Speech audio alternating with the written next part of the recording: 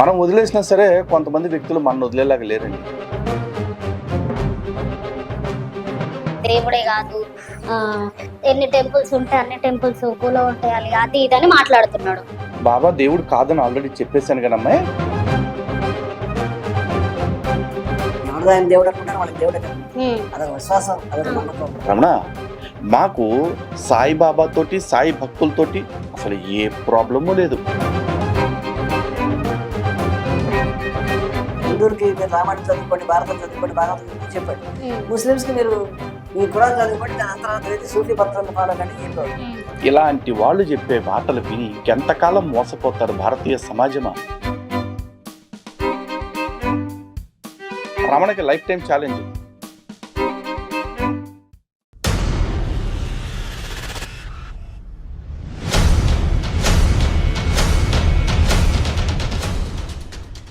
హిందూ బంధువులందరికీ జై శ్రీరామ్. మనం వదిలేసినా సరే కొంతమంది వ్యక్తులు మన వదిలేలాగా లేరండి. ఎవరి గురించి అనుకుంటున్నారా? అడే విజయ్ విహారం అనే ఒక పత్రిక నడిపానని చెప్పుకుంటున్న మాజీ నక్సలైట్, అదే మాజీ అదేదో ఉన్నాడులేండి, అతని పేరు రోత రమణ.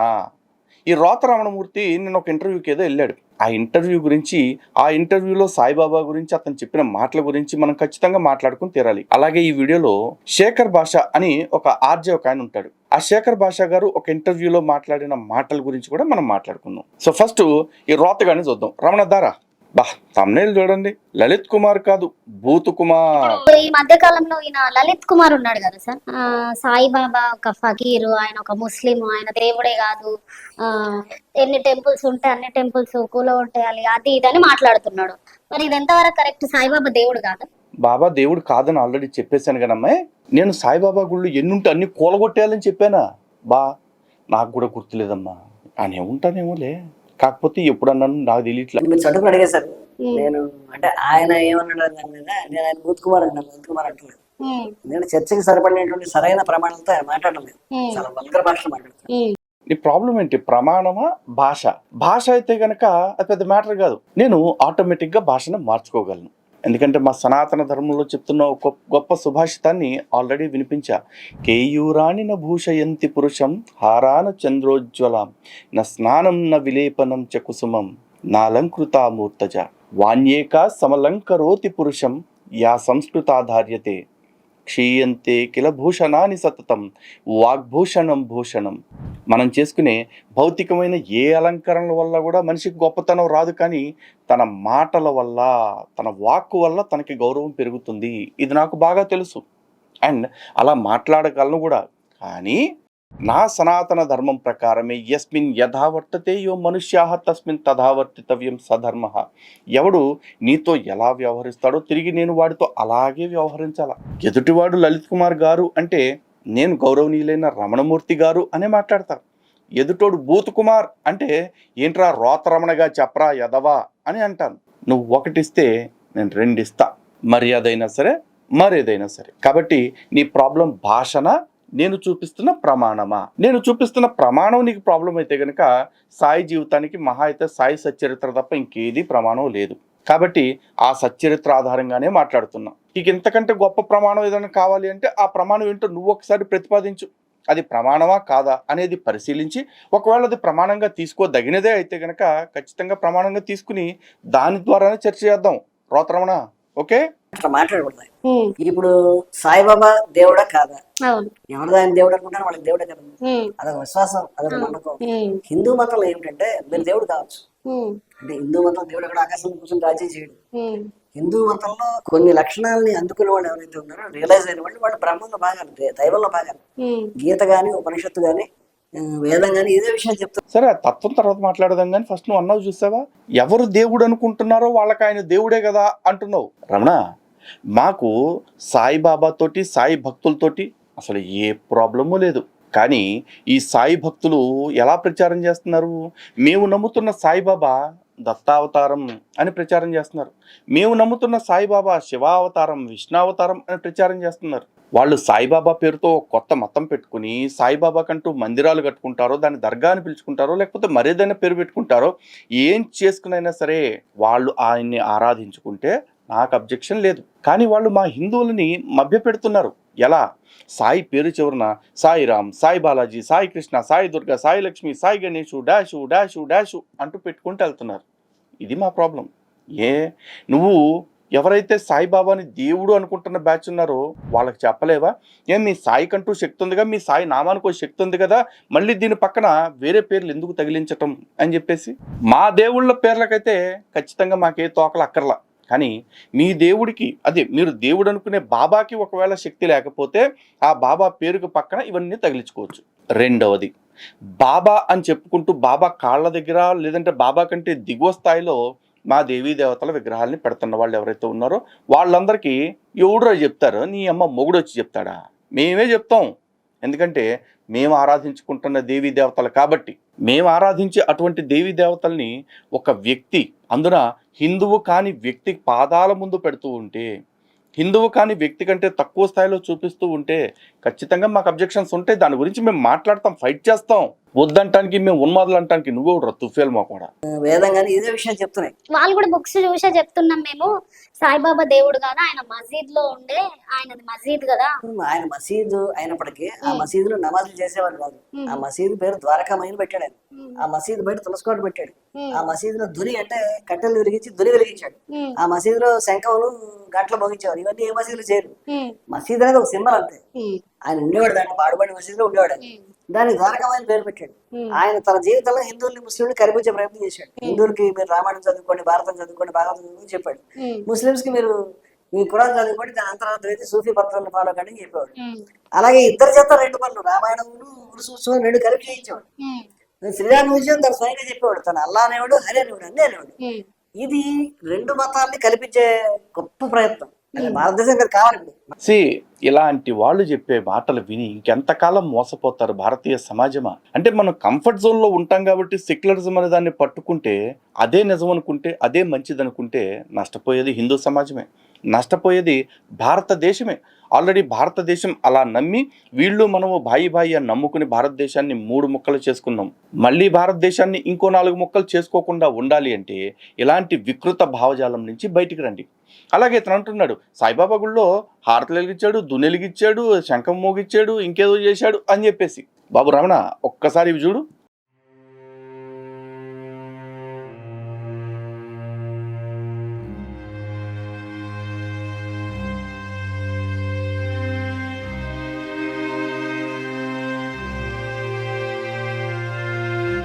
ఇవన్నీ చూసి ఏమనుకుంటున్నావు?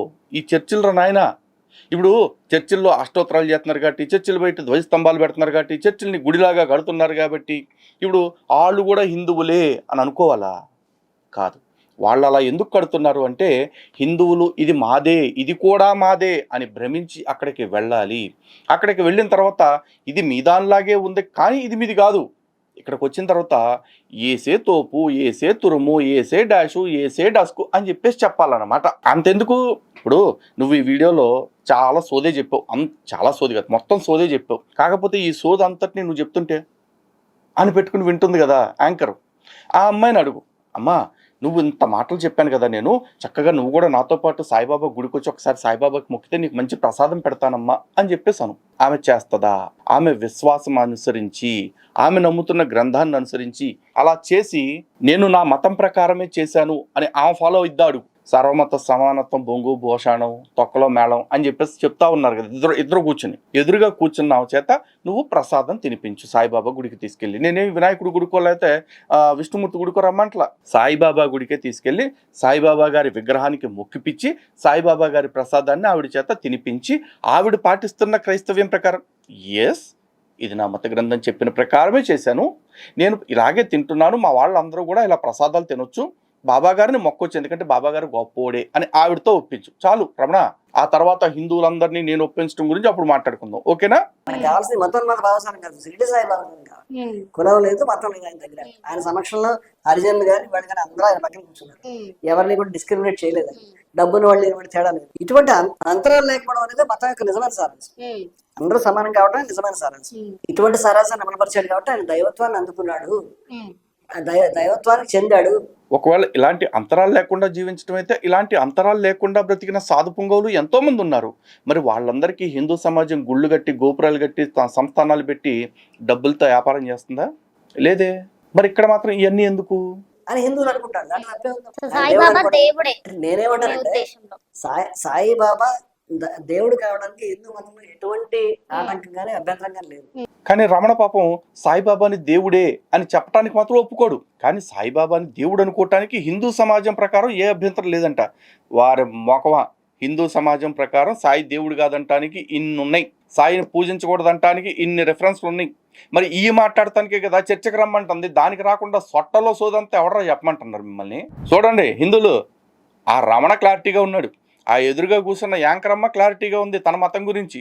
కానీ ఇద్దరు కూర్చుని హిందువులు ఏం నమ్మాలో హిందువులు ఏం చేయాలో మనకు చెప్తా ఉంటారు. బాగుందరా బాబా, గొప్పవారు మీరు అంటారా? ముస్లిం అయితే ఏమైంది? దేవుడు ముస్లిం హిందూ ఏమున్నాయి? ఇప్పుడు అల్లాహ్ ఉన్నాడు, ఆయన ముస్లిమా హిందువా? విష్ణుమూర్తి ఉన్నాడు, ఆయన హిందువా ముస్లిమా? ఎవరు చెప్పలేదు. దేవుడికి హిందూ ముస్లింలు ఉండవు. నీ హోదన్నవరా దోత, దేవుడికి హిందూ ముస్లిం ఉండదు. కానీ ఆ దేవుడిని నమ్ముతున్నోడు కొందగా. ఇప్పుడు అల్లాకి మతం ఉందా అంటున్నావు, అల్లా అంటే భగవంతుడు అని చెప్తున్నావు, అలాగే విష్ణుమూర్తి అంటే కూడా భగవంతుడు అని చెప్తున్నావు. కానీ ఈ మా భగవంతుడు విష్ణుమూర్తి ఏం చెప్తున్నాడు? మమ ఇవాంసో జీవలోకే జీవభూత సనాతన, ఈ జీవలోకం అంతా నాంశే అని చెప్తున్నాడు. కానీ నువ్వు అన్ని మతాలు సమానమే అంటూ చెప్తున్నావే అల్లా అని చెప్పేసి. ఆ అల్లా ఎక్కడైనా ఈ కనిపించే చరాచర సృష్టి నాంశే అన్నింటా నేనున్నాను అని చెప్తున్నాడా? కానీ మా స్వామి చెప్తున్నాడు సమం సర్వేషు భూతేషు తిష్టంతి పరమేశ్వరం అని చెప్పేసి. కేవలం పేరు మ్యాచ్ అయిపోయినంత మాత్రాన మొత్తం ఒకటైపోదు. అర్థమైందా? లక్షణాలు తేడా ఉంటాయి, ఆ లక్షణాలను బట్టి ఓనర్షిప్ మారుతూ ఉంటుంది. ఇప్పుడు నీకు పెళ్ళైతే నీ భార్యను నువ్వేమనుకుంటావు? ఎవరన్నా పరిచయం చేసేటప్పుడు తను నా భార్య అంటాడు. అలాగే నీ పక్కింటోడికి పెళ్ళైతే అతను తన భార్య గురించి ఏం చెప్తాడు? ఈవిడ నా భార్య అని చెప్తాడు. ఇద్దరికి కామన్ టైటిల్ ఉంది కదా భార్య అని చెప్పేసి. ఆమెను తీసుకొచ్చేసి ఈరోజు మా ఇంటికి తీసుకెళ్తాలే భార్యగా, ఎవడ భార్య అయితే ఏంటి అనుకుంటావా? అవ్వదుగా. కేవలం పేర్లు మ్యాచ్ అయితే సరిపోదురా బాబో, లక్షణాలు మ్యాచ్ అవ్వాలి.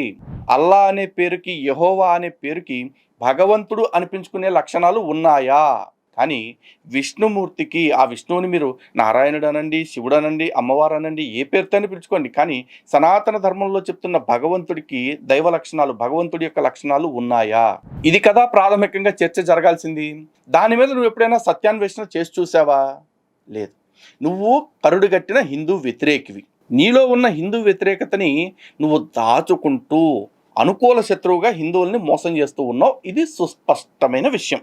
నీలాంటి వాడి నుంచి హిందూ సమాజాన్ని కాపాడుకోవటం కోసం నాలాంటి వాడు కాస్త పరుషంగా నిజాలు చెప్తుంటే ఇటు భాష బాగాలేదండి, నీకెందుకురా నా భాషతోటి? నువ్వేమన్నా నాతో 24 గంటలు కొంపలో కూర్చునే బ్యాచ్వా? అదిగా. నీకు నాకు చర్చ జరిగితే మహా అయితే కూర్చుంటే 1 గంట 2 గంటలు, ఒక పూట, ఒక రోజు. దానికి పోయి నా భాషతో నీకు పనేంటి, నా డాష్తో నీకు పనేంటి?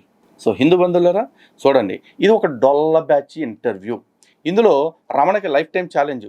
రమణని ఎదురుగా కూర్చున్న కల్పన చేత సాయిబాబా విగ్రహానికి మొక్కిపిస్తూ మీరందరూ చెప్పుకునేది ఉంటుంది కదా, సదానింబ వృక్షస్య మూలాదివాస సుధాశ్రావిణం తిక్తమప్యప్రియంతం తరుం కల్ప వృక్షాధికం సాధయంతం నమామీశ్వరం సద్గురుం డాష్ నాదం.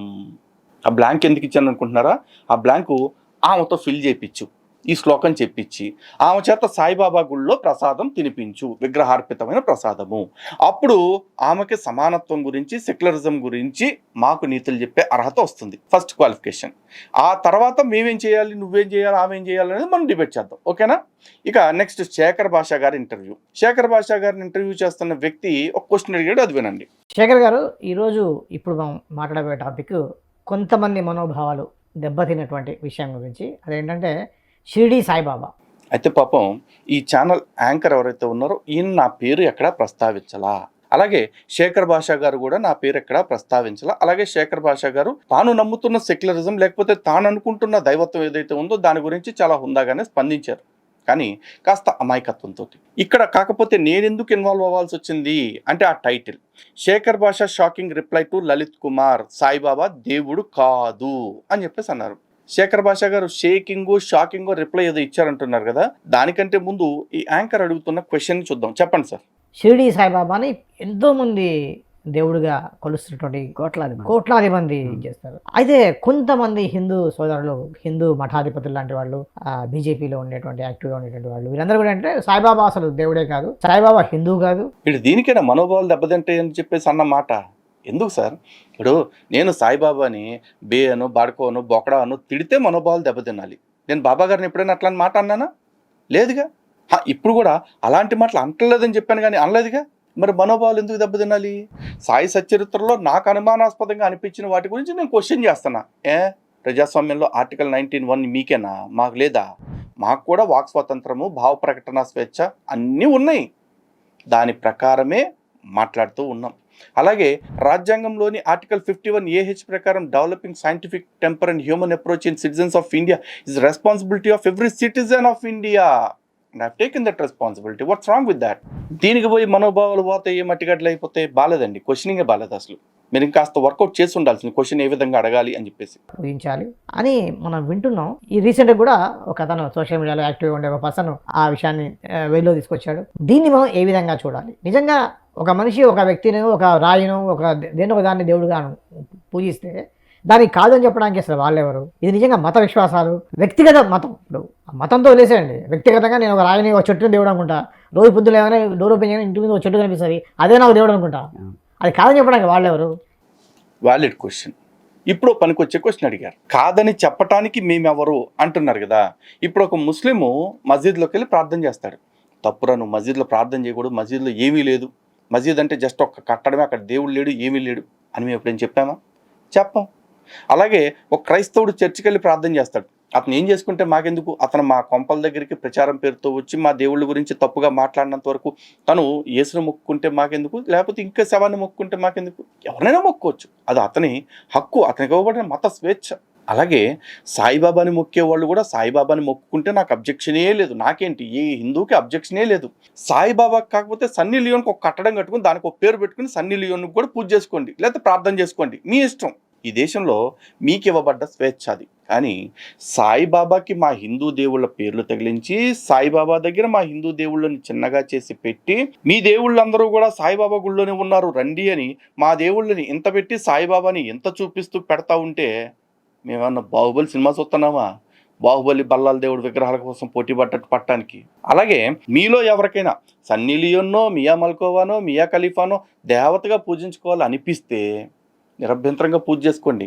కానీ అలాంటి పాత్రలు చేసుకునే వాళ్ళు వాళ్ళందరినీ దేవతలుగా చూపిస్తూ వాళ్ళని మా చేత కూడా మొక్కిపించాలి అని భగవద్ ఆరాధనలో ఉన్న వాళ్ళని డైవర్ట్ చేస్తుంటే, మా ఆరాధనా పద్ధతిని లేకపోతే మా భక్తిని డైల్యూట్ చేస్తూ ఉంటే హిందువులమైన మేం కాకపోతే ఇంకెవరు మాట్లాడతారు మాస్టరు? మేమే మాట్లాడతాం. ఇప్పుడు పక్కింట్లో ఏదో జరుగుతూ ఉంది, వాళ్ళ కొడుకో కూతురో ఏదో అల్లరి పని చేస్తూ ఉంటారు. అప్పుడు ఎవరు చెప్తారు? వాళ్ళ ఇంట్లో వాళ్ళే చెప్పుకోవాలా. వాళ్ళ ఇంట్లో వాళ్ళు చెప్పుకోకపోతే ఏమవుద్ది? రేపు ఇదే అల్లరి చిల్లర పని వాళ్ళు ఊళ్ళోకి వచ్చి కూడా చేస్తారు. అప్పుడు ఊళ్ళో వాళ్ళు మక్కెలు ఎరగదంటారు. అలాగే ఇప్పుడు హిందువులు నష్టపోబోతున్నారు. ఎందుకంటే ఇలాంటి ఆరాధనా పద్ధతుల్లోకి వెళ్ళి భగవంతుడి నుంచి డీవియేట్ అయి భగవంతుడు అని చెప్పబడుతున్న కొంతమంది ఫేకుల దగ్గరికి వెళ్తూ ఉన్నారు. మరి అప్పుడు హిందువుల్ని కాపాడుకోవాల్సిన బాధ్యత ఎవరిది? హిందువులందరినీ హిందూ బంధువులారా అని పిలుస్తున్న మా మీదే ఉంటుంది. అలాగే భారతదేశము నా మాతృభూమి, భారతీయులందరూ నా సహోదరులు అనుకుంటున్నప్పుడు నా సహోదరులకు నేనే చెప్పుకోవాలి, నా లాంటి వాళ్ళే చెప్పుకోవాలి. ఇందులో పాపం మీకెందుకు ఇబ్బంది వస్తుంది? అలాగే ఈ ఎపిసోడ్ మొత్తం మీద వీడియో చేద్దామని చూస్తే శేఖర్ భాష గారు కొత్తగా ఏం చెప్పలేదు. అండ్ శేఖర్ భాష గారు ఎక్కడా కూడా అబ్యూజివ్గా ఏమీ మాట్లాడలే. తను ఏదైతే సెక్యులరిజం అనుకుంటున్నారో, తను ఏదైతే భక్తి అనుకుంటున్నారో, అందరు హిందువులు అనుకుంటున్నట్లే అందరి దేవుళ్ళు సమానమే, ఎవరికి నచ్చిన దేవుళ్ళని అలా ఆరాధించుకోవచ్చు, ఇదే మాటలు చెప్పారు. కాబట్టి ఆ ఇంటర్వ్యూ డెప్త్లోకి ఎక్కువ వెళ్ళట్లేదు. ఎవరైనా ఈ ఇంటర్వ్యూ చూసి బహుశా ఆయన దృష్టికి వెళ్ళి నేను అంత క్లియర్గా చెప్పాను కదా మీరు చేసేది తప్పు అని ఏమన్నా కౌంటర్ చేస్తే అప్పుడు మనం శేఖర్ గారికి కౌంటర్ చేద్దాం. ఎందుకంటే ఈ శేఖర్ భాష అనే పర్సన్ పట్ల నాకు రకమైన సాఫ్ట్ కార్నర్ ఉంది, ఒక మంచి ఒపీనియన్ ఉంది. బికాస్ తన ఇష్యూస్ మీద రెస్పాండ్ అయ్యే తీరు వల్ల. సో ఈ ఇష్యూని యాంకర్ గారి క్వశ్చన్, యాంకర్ గారి టైటిల్ పెట్టిన దాని కారణంగా రియాక్ట్ అవుతూ దానికి వరకు జస్టిఫికేషన్ ఇచ్చేశా. కానీ హిందువులు తస్మాత్ జాగ్రత్త. ఈ రోత రమణ కావచ్చు, లేకపోతే ఇట్లాంటి యాంకర్లు కావచ్చు, మన సెక్యులరిజం పేరుతోటి చాలామంది మాయ చేయాలని చూస్తూ ఉన్నారు. ఆ మాయలో పడకండి. సనాతన ధర్మాన్ని స్వచ్ఛంగా పాటిద్దాం, సత్యంగా పాటిద్దాం. ఇందులో భగవంతుడికి తప్ప ఏ బాబాలకి తావు లేదు. మంచి ఎవరు చెప్పినా మనం వింటాం. ఎందుకంటే ఆనో భద్రాహ క్రతువో యాంతి విశ్వత అని చెప్తుంది సనాతన ధర్మం. మంచి మంచి విషయాలు ఎక్కడెక్కడున్నా అవన్నీ వచ్చి మన చెవులకు చేరాలనుకుంటాం. అలా అని ఎవరు పడితే వాళ్ళు ఏది పడితే అది చెప్పేసి ఆయుధాలని పక్కన పడేసి, లేకపోతే నిన్నెవడన్నా కొట్టినా తిట్టినా మూసుకుని కూర్చో అని చెప్తుంటే మాత్రం వింటూ కూర్చునే రోజులు పోయినాయి సార్. హిందూలోకి బి బదల్గా హమ్ బి హుషార్ బన్గా. మా ధర్మం జోలికి వస్తే ఎవరిని ఎలా అడ్డుకోవాలో, ఎవరికి ఎలా బుద్ధి చెప్పాలో అన్ని హిందువులకు అలవాటైపోయినాయి. హిందువులకి అదే మేము నేర్పిస్తూ ఉన్నాము, ఉంటాము. హిందూ బంధువులారా, జై శ్రీరామ్, భారత్ మాతాకి జై.